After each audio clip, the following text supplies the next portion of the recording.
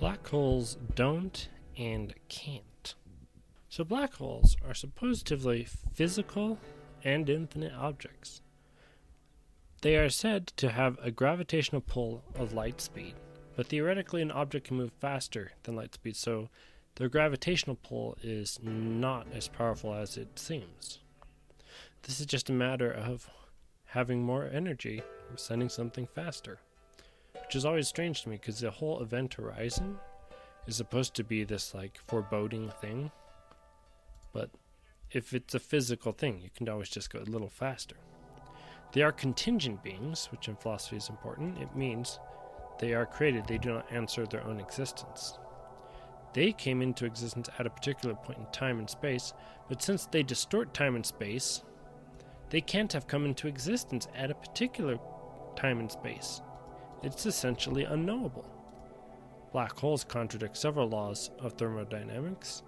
See the YouTube channel Sky Scholar. They create an impending doom of quickly accelerating collapsing galaxies in the universe, yet there's no physical evidence of this happening. This has always been something which has bothered me.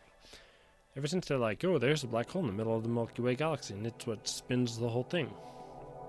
They're like, so it's in a few 100 million years, it's all going to get sucked into that black hole, the whole Milky Way galaxy. But there's no evidence of that happening. There never has been. The math is something in question because the math for black holes is so complex that you need several classes of advanced math to understand it, which begs the question if it is truth. This is because concepts always can be reduced to the lowest common denominator. For example, when giving a rule of conduct, one might give the golden rule, which does not tell you how to act in a very hard circumstance, but it's understandable by all. The math for black holes, from what I've seen, cannot be reduced to a simple level, it makes it sound cult-like or Gnostic. So this undermines the entirety of science. I look at the criticisms of black holes, and I can't make heads or tails in either direction. I have to almost always take people's words for it. Some people with PhDs will say, this is why it's wrong. And then someone else with a PhD will go, well, this is why it's right. And then people who say it's right just act like that solved anything. It doesn't solve anything. But then, when you come across articles like this, the Big Bang may be a black hole inside another universe. This really gets you to believe that not everything about black holes is just completely and entirely made up. The idea that we are living inside a black hole isn't as crazy as it sounds. Now, apparently black holes are very nice places to be. Before they were destroying everything, they were so powerful not even light can go see. The light can't get through. It's being spun. Instead of going in a straight line like it always seems to, something like that, it's actually being spun. That's how powerful the gravity is. Black holes can warp time and space, but you can be inside a warped time and space, even though there's no... to the point where time and space reverse roles. But Kant said they were exchangeable anyway. So for anyone falling into a black hole, the radial dimension towards the singularity just means there's no time and space, becomes time and space dimension like the space.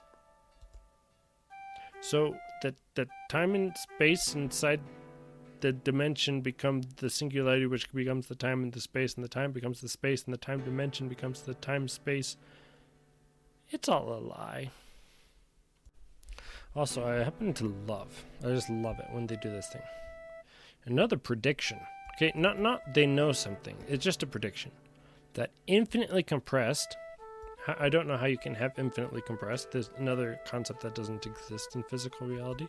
Central singularity. Now it's a central singularity, because there's two singularities at least. A black hole lies in your future as you fall in it. There's no future. Time has been warped. So there's already so many problems with this sentence.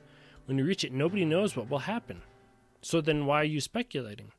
What's the point of writing about something that nobody knows anything will happen? Maybe we'll just all turn pink and we'll become rabbits and eat sugar. Because the laws of physics, as we know them, literally break down. So the laws of physics aren't real laws. So now, not only do we not know anything, we know everything isn't going to be the way it is in the future, which is a question-begging assertion. Whatever the theory of quantum gravity ends up being, now we get to choose what the future inside the black hole is going to be. Someday we're going to get one theory of quantum gravity, and then it's going to make everything all better, and then, but for now we have no idea. So why did you write the article? Why did you waste all of our times? Why are you watching this video? By not having a theory about, you can at least say something. This is the weirdest Scientology, cockamamie, Gnostic cult ever. The reason why a whole other universe can be contained inside another one has to do. Right, again, let's break this down. A whole universe. A whole other universe. What the term universe means is all that there is. It means all the physical stuff. So the reason why all the physical stuff can be inside another all the physical stuff, this is the infinity plus infinity equals infinity statement. The answer is infinity. It's pointless, meaningless, jumbled jargon. It's a strange way in which time and space can be warped, stretched, compressed, and twisted. Well, can this cup be warped, stretched, compressed, and twisted? Yes, but then it ceases to be a cup. So in other words, then what would be all the physical stuff, the concept here called universe, would cease to be universe if it can be warped. It would be warped universe. Stretched universe, compressed universe, twisted universe. You would have the universe ceasing to be itself and becoming something else. What appeared to be a dead end at the center of a black hole can be a passageway into the birth of a new universe. So all the stuff can be inside of something, all the stuff, and then all that stuff can be changed into other all that stuffs, and all that stuff that got changed can be made into a new all that stuff.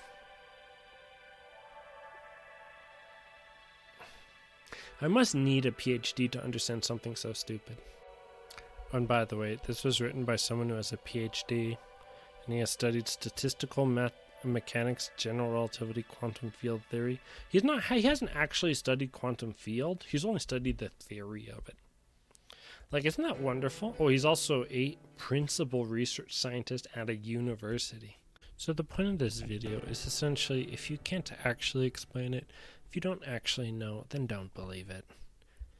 Question, question, question, until you've exhausted it. Black holes violate everyday life. They don't make sense. No one's ever seen one. You can't see one, apparently. This actual picture here is an artist rendition of all the data that they took of a black hole using multiple satellites, and they used less than 1% of all the data. You can get anything you want with 1% of anything. It's all a big phony hoax. They use it to get money. So what else is new? Everyone understands what a hoax is. Everyone understands that why we do things to get money. Everyone understands cheating. That's understandable. That's reasonable. We all get it. Black holes, nobody gets.